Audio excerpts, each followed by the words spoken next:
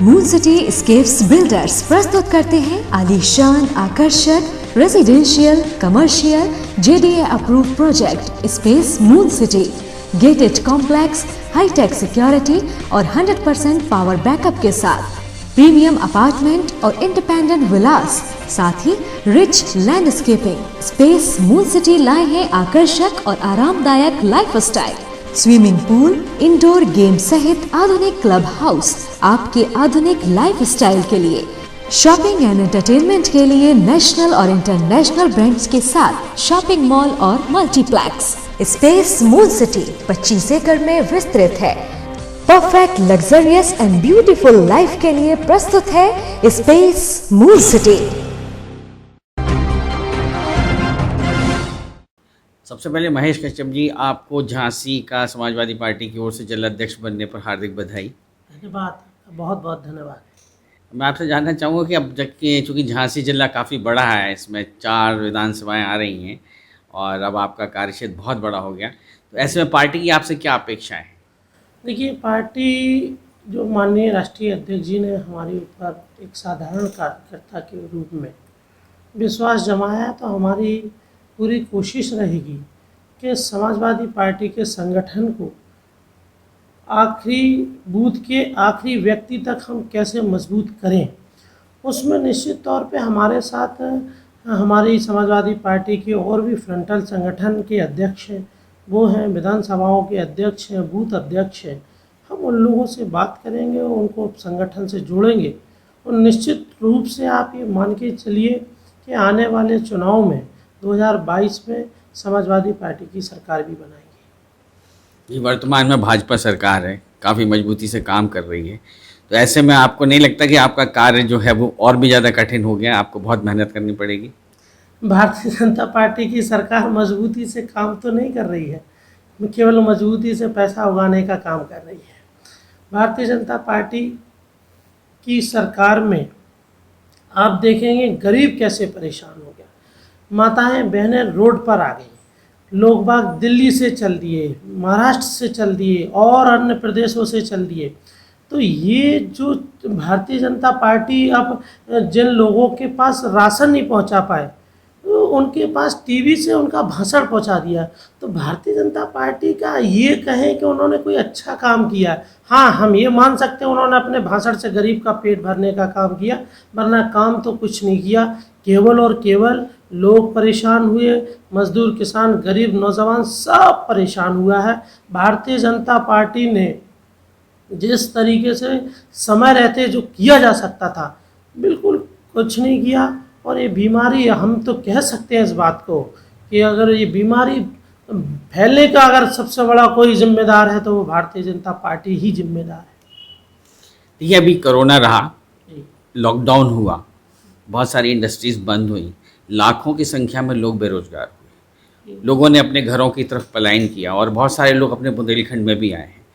तो ऐसे में आपने लोगों की किस तरीके से मदद की? ऐसा है कि जिस दिन ये लॉकडाउन लगा तो राष्ट्रीय अध्यक्ष जी के निर्देश पर हम और हमारी समाजवादी पार्टी के सारे नेता कार्यकर्तागण जो अपनी हैसियत के हिसाब से जिस प्रकार से गरीब की मदद कर सकता था, खाना बांट के, पानी बांट कर, जो भी दवाई वगैरह की व्यवस्था कर सकता था, वो निरंतर हम लोगों ने प्रयास किया।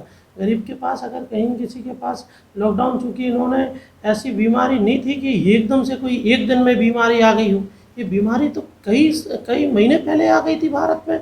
जनवरी में सबसे पहले केस आ गया था केरला में, लेकिन हम आपको ये रिकॉर्डेड जो बात है वो बता सकते हैं कि 5 मार्च को जब माननीय अखिलेश यादव जी पार्लियामेंट में बोल रहे थे कि ये बीमारी बहुत गंभीर बीमारी है, लेकिन उस दिन हमारे समाजवादी पार्टी के राष्ट्रीय अध्यक्ष और उत्तर प्रदेश के पूर्व मुख्यमंत्री जी की बात को जिस तरीके से भाजपा ने नज़रअंदाज किया, हमें लगता है कि भारतीय जनता पार्टी ने ये नज़रअंदाज इसलिए भी किया जा सकता है कि देश के और कई राज्यों में उन्हें सरकार बनानी थी जोड़ तोड़ से।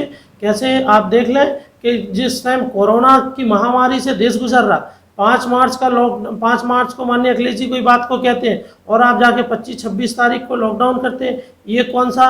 अरे आपने किया क्या है? आपने केवल एक तरीका निकाल लिया कि गरीब परेशान हो जाए। लोग परेशान हो जाएं, लोग वहाँ खाना खाने को ही देश की आज़ादी समझने लगे। ये आप देश में फैल करना चाह रहे थे। ये इसलिए हम कह सकते हैं कि ये सारी पूरी ये महामारी जो हिंदुस्तान के अंदर आज हालात हैं, और विशेष तौर पर उत्तर प्रदेश में, उत्तर प्रदेश, अब झांसी का मामला देख लो, झांसी में कितने तरीके की बातें चली हैं, कितने तरीके का आज क्या स्थिति है, लोग बाग परेशान हो गए। यहाँ से झांसी से मैं कह सकता हूँ कि जो व्यापारी वर्ग है, जिस किसी व्यापारी ने अगर अपने घर के लिए भी कुछ सामान निकालने की कोशिश की है तो उनके साथ में क्या व्यवहार हुआ, ये किसी से दुखा हुआ छिपा हुआ थोड़ी है। बड़े पैमाने पे भारतीय जनता पार्टी के लोगों ने बहुत देश का नुकसान कर दिया है, प्रदेश का नुकसान कर दिया है, जिले का। अच्छा आप देखिए, आपने जब एक कोई फंड था प्राकृतिक आपदा के लिए तो क्या ज़रूरत थी, बताते नहीं हैं। और भी नियम ऐसे बना दिए, चूँकि सरकार है साहब आपकी, आप नहीं बताएंगे कि ये पैसा हमने इस अकाउंट में लिया था, इसका पैसा गया कहाँ है।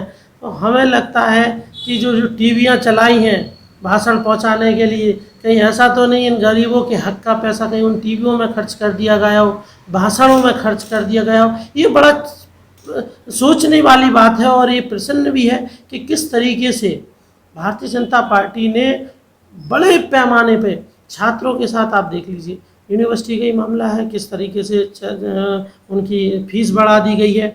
आप लॉकडाउन में बिजली का बिल देख लीजिए, लोग वहाँ फीस जमा नहीं कर पा रहे हैं, लोग वहाँ स्कूल वाले उनको मैसेज कर रहे हैं, मानसिक परेशानी मिल रही है लोगों को। तो ये सारी चीज़ें हमें लगता है कि आने वाले समय में जनता इसका जवाब देने के लिए बिल्कुल मन बना चुकी है, और जनता ये भी तय कर चुकी है कि आने वाले समय में अखिलेश यादव जी की तरफ देख रही है।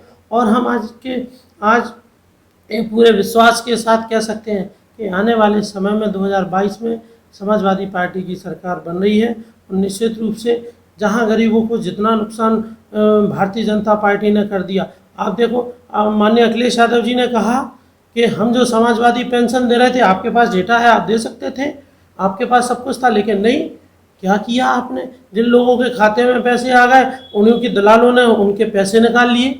आपने 500 रुपये लेने के लिए कोरोना जैसी लाइन में लगा दिया।